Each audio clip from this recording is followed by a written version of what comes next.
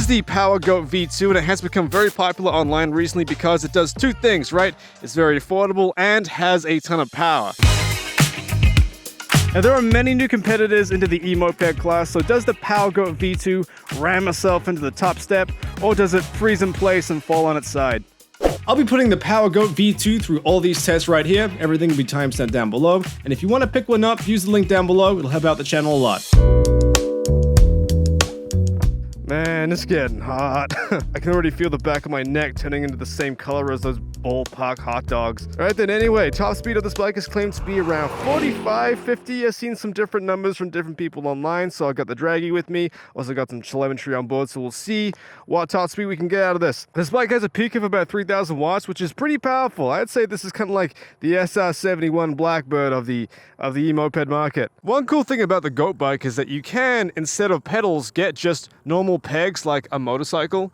And I think that's a pretty cool option. I might do that. Hey, look at that. It's a truck train. That's a cool job. Okay, then we're at the starting line. Gonna put this thing in the most powerful mode, and I'll see if I can outrun the truck train. All right, lining up to the start. SR71 Goat bike. 3, 2, 1, go. All right, launching off the line pretty quickly for one of these. We're already getting up to 30 miles an hour. Draggy says we're doing 30. All right, not too bad. Draggy says we're doing about 36, 37. My dash is saying 42. Come on, the Goat bike, hit the scramjets. Let's go. My dash is saying 45. I'm not sure what the telemetry is saying, but it is usually pretty accurate. Okay, that's as fast as we're going. So my 1/8 mile was 15.89 seconds, and my 0 to 30 was 7.6, which is pretty quick. That's not too bad. All right, let's do that one more time, except I'm gonna be pedaling. Give it some hammy power. Let me drop down the gears. I never pedal with these e-mopeds. Some people do, but I think most of us don't. It is a nice touch they did add the gears though, because that means that this is actually still usable as a bicycle. 3, 2, 1, go. I'm going to be throttling and pedaling. Up the gears we go. Let's see how much better it is with my massive quads and glutes pushing this thing along. I'm out of gears and I'm out of pedaling. All right. 7.5. We got a 0.1 second increase thanks to my enormous leg strength. All right, still doing 42. About 40 miles an hour. That's what the Draggy is saying. Okay. As far as I know, I'm on the quickest setting, which is pedal assist 3. I think other people online have gotten this thing to go a little bit faster. Maybe there's some other settings I need to mess with. Okay, then, so that time round, my 0 to 30 was 7.5, and my 1/8 mile was 16.27. So, not too bad, man. Oh, hey, it's my dad. Hey, Dad. Where you going? You think this is faster than the Goat? Yeah, 3, 2, 1, go. He's not going to catch me, dude. I got the Goat power, bro. This is the SR71 of e-motos. Well, that's not fair. Alright then, so this bike costs about $2,400, so what are you getting for that money? Well, first off, you're getting a massive brushless hub motor back there that puts out about 3,000 watts of power at its peak, as well as 110 newton meters of torque. I love the sensation of power on this bike, and I have no doubt in my mind that there is far more potential in this motor and battery setup with the new controller, so maybe I'll get one in the future. Speaking of the battery, you are getting a 60 volt 20 amp power unit. My Suron comes with a 60 volt battery, so it's pretty awesome that you can get something like this on a stock e-moped. Coming back to range, the claimed range on this bike is anywhere between 50 to 28, depending on how heavy you are and if you're mainly using the throttle, which most of us will be. Another feature with this bike is the full suspension, fully adjustable as well. Now, this is certainly not the highest quality suspension I've seen. If anything, I find it to be very firm, but it is there. You can mess with it, you can adjust it, but you can also replace it and put some better suspension on there as well if you'd like to. Another nice touch with this bike is the TFT display. There are all kinds of options you can go in and mess around with, like password, language, cruise set, like there's all kinds of stuff in here.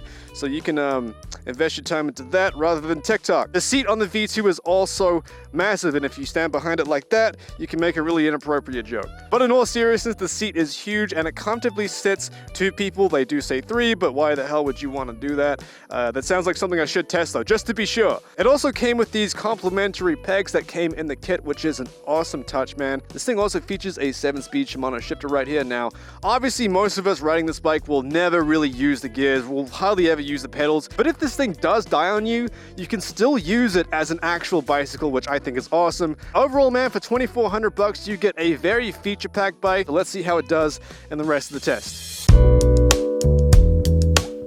All right then, so what we're gonna do is put the Ride One Up Rev 1, this is another one of my favorite mopeds I've tested, against the GOAT.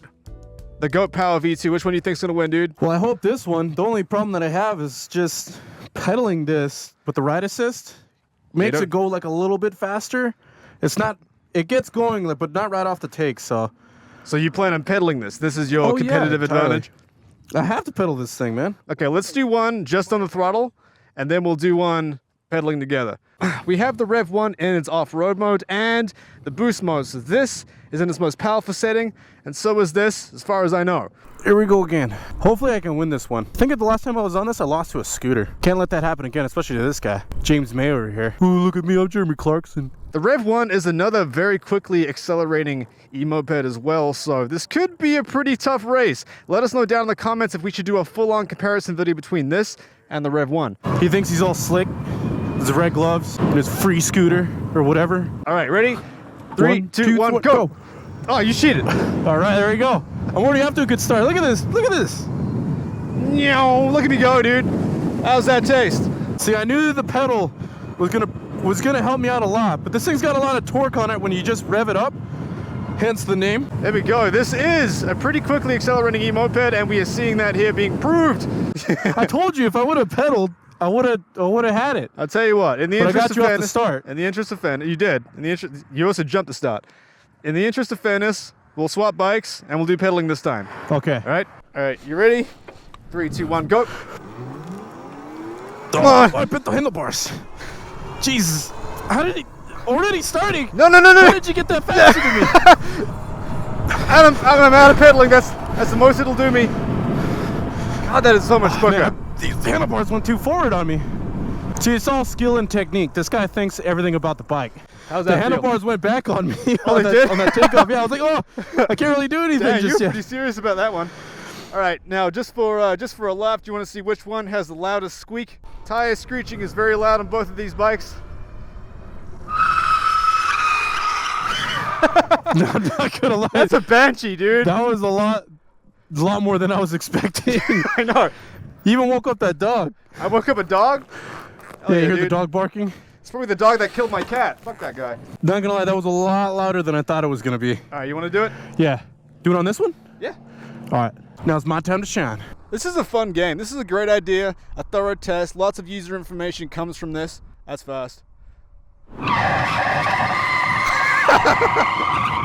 See? I don't know which was loudest, but that was just fun. I don't know. That was fun and kind of dumb, but that's what we do best. For the off-road test, I accidentally filmed the entire thing in a hyperlapse, which turned out to be pretty satisfying to watch. The V2 did a great job with the inclines, and it would make a great trail bike in my opinion. However, it does not like when things get rough and bumpy, so much so the battery actually fell off for a particularly rough section. In conclusion, yes, it handles off-road trails great thanks to its power, just make sure it's nothing too gnarly. For the range test, I decided to ride the bike until it simply died. However, along the way, I discovered a small problem. Okay, so I've done a little over 7 miles right now, right?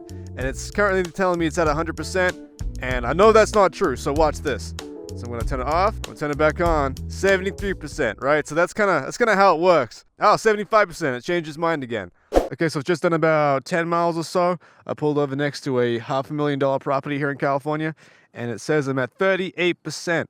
Okay, not too bad, not too bad. I would like to mention that what I'm doing so far is mostly wide open throttle. Okay, now I'm getting down to what is apparently 35%, and I'm starting to get an error code flashing on here. Now, as you guys saw in the off-road test, the battery did fall out. Maybe I've damaged it or something, but anyway, I'm just reporting what I'm seeing. There is definitely a pretty significant drop in power. I'm still able to do 30 miles an hour, which is probably more like 26. All right, just got back to my starting point. Let's turn the bike off and then on again and see what we're at. So it's currently telling me we're at 27%. All right, drum roll please. I'm at 8%. So I've done a little over 50 miles. I believe I started at around 59 on the trip. So yeah, man, down to 8%. I'd say mostly full throttle, a little over 15 miles. And I'd say if you ride this bike in the environments it's designed to be ridden in, like the beach, the suburb, the city, you can easily get, I'd say, about 25 to maybe even 35 miles. depending on the pedal assist you're riding in. Overall, I'd say the range is pretty decent. Again, that was mostly full throttle. Right now, it's really starting to struggle. I'm still able to get up to about 30 mile an hour, but overall, not too bad on the range side of things. I'd say it's about average, maybe even a little bit better than average. Alright, so let's talk about some pros and maybe some cons about the PowerGoat V2. Well, first of all, the biggest pro in my opinion, which is something I haven't seen a lot of people talk about, is how great this bike is as a passenger bike. I love the fact that it has plenty of power to carry 2 people. I love the fact that it has a massive seat and it comes stock with passenger pegs inside the box. You don't have to order them separately. I think that's awesome. I've taken my girlfriend out for dates on this bike. We've gone to restaurants, had massive arguments, and then rode home in complete silence. You know, just one of those experiences that money can't buy. But money can buy a goat. Using the link down below, of course, right?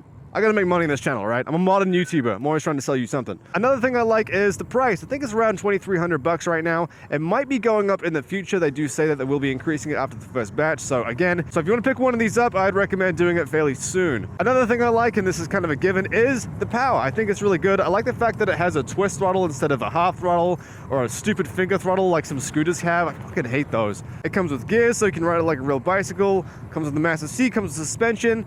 Overall, man, for the price, you're getting a very feature-packed bike, which I think is pretty great. If you're not super quality obsessed, I think you'd be very satisfied picking this bike up compared to the rest of its competition. Overall, it pretty much gives you everything you want out of an e-moped for a reasonable price. Now, coming to the first con of this bike, and kind of what I already hinted to, is the build quality of it. I'd say when you pick this thing up, I would give every nut and bolt on this bike just a bit of a run through. A bit of a once over just to make sure nothing's too loose. The plastics are pretty low quality. The metal feels a bit low quality. It is certainly a budget bike and it shows. The worst of all being the suspension. It is definitely not Cadillac. It is more like lowered Honda over train tracks, you know what I mean? But that's just what you come to expect with some budget bikes. Somewhere they have to cut the corners, and it was definitely with the suspension. But like I already mentioned, you can just replace them if you want to make it a smoother ride, and then I think you have a very complete bike. And finally, the last con with this bike is the battery meter right here is all wrong. So at the moment it's telling me 83%, right? I'm going to turn the bike off and then turn it back on again, and then it's going to tell me it's more like at 53%, right? So it's lying to you. As an American, I am tired of being lied to.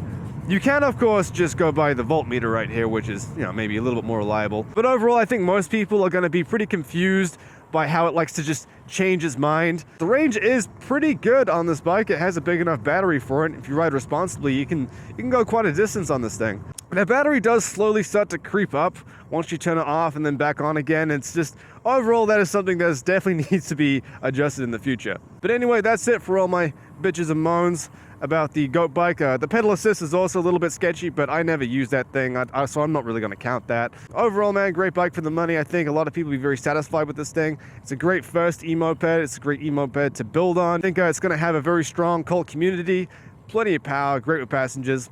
I like it. Thank you so much for watching. Hope you made it to the end. If you did, let me know down in the comments, right? So we can have a little moment between me and you. But yeah, see you all next time.